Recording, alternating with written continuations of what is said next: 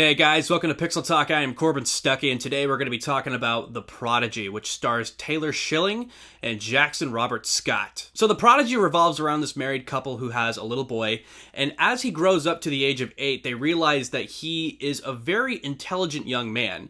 At even the age of 1 to 2, they're considering putting him in preschool. That's how intelligent he is. As the kid grows up, he starts to get more intelligent, but then the mother realizes that he's getting more violent as well after an incident at his school. And after she does a little bit of digging, she starts to realize that there might be someone else residing in this kid's body. So I'm going to start with my positives like I always do.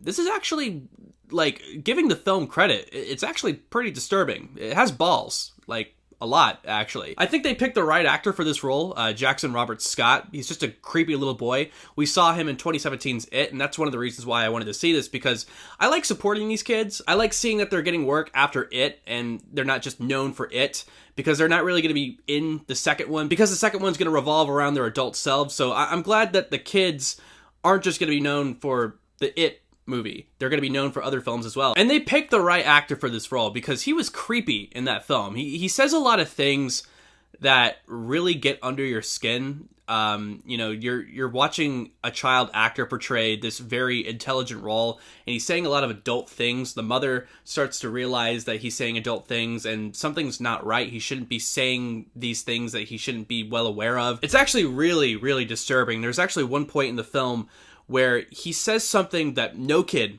should ever say.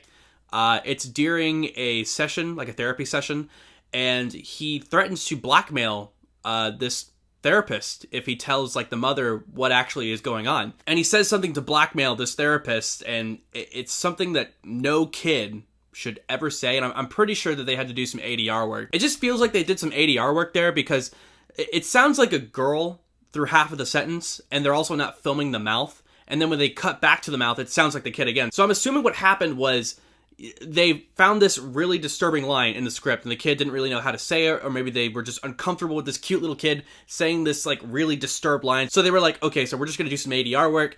It's really, really disturbing that we have this child actor portraying this role. And that's one of the things that I appreciated about this film, was that it had the balls to even go down that route, because not a lot of films are doing that nowadays, and I will give them credit, whereas this is a very disturbing role for a child actor like this. And I think everyone did a good job. I really like Taylor Schilling as a mom and how she processes this entire situation. This is her son, and I just really bought the fact that this was a mother, really, and that this was someone who was trying to figure out exactly what was going on with her son. And I like all the little things that she's doing to investigate, what's happening. She's recording his voice in his sleep, and she takes it to a specialist. And that's one of the things that I really like about this film, is just the investigation parts, where they're trying to figure out what's up with this kid, why he's saying all this inappropriate stuff, why he's doing all this inappropriate stuff, why he's being violent, because it's such a cute kid, and you're just wondering what's going on. So I will give the film that credit. This is where my negatives are going to come in. I don't really like the editing of this film. I thought it's okay. It works. It feels like it's a bit rushed at some points, where we're at a very major portion of the story, and it feels like we should have a lot more time in the scene, and it just kind of goes on to the next scene, or it cuts back and forth. There's a lot of interesting edits that they try to do with this film. There's also some parts where it cuts to black for dramatic effect, and then it just cuts back to the same exact scene. It's you didn't really need to do that. You could have just showcased the scene and then cut to black and then go to a next scene, but then it cuts back to the scene we were just at. It's you just did that for dramatic effect, I feel. So it was just the editing that I didn't really care for. It's also just incredibly rushed as well. I feel like a large portion of this film could have worked if we had enough time to get to know this child and what he's going through, because his childhood is rushed. It's almost like a montage, and then we're at that point where he's 8 years old, and I just felt like if we had more time to see him progress as a child and showcase this intelligence and this anger inside him, that it would have been a little bit more of a successful film, because it's just so rushed.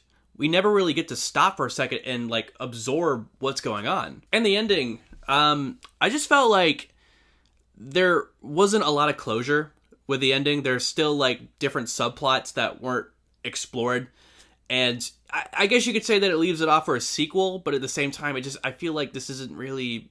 It depends like how much money it gets at the box office for sure. But I don't know. I don't think this really merits a sequel, really. It's a fine film if you're just bored and you want to go out and watch a scary film. It's definitely disturbing. But I just feel like it's that editing that really makes me just not fully like this, because I feel like if there was enough time to establish the relationships of these characters and how they interact, and I feel like if the film wasn't rushed to get to that 8-year-old portion where the main story takes place, I feel like we would have gotten to know these characters more. I feel like there would have been more of an established like relationships.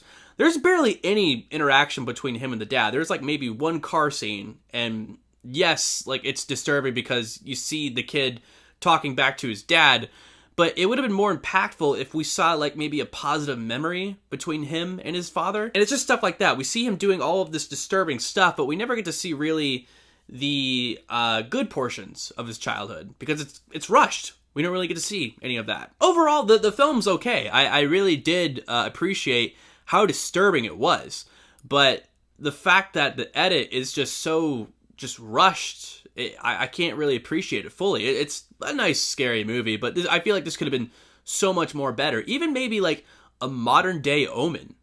Like this film could have gone down that route, but I don't know. It's kind of rushed. So yeah, that's my thoughts. So yes, guys, that was my review of The Prodigy. Comment down below what you guys thought of this film if you've seen it yet. Like this video, share it, and please subscribe to Pixel Talk if you haven't yet for more movie reviews, trailer reactions, and gaming content. Thank you guys so much. I am Corbin Stuckey, and this is Pixel Talk.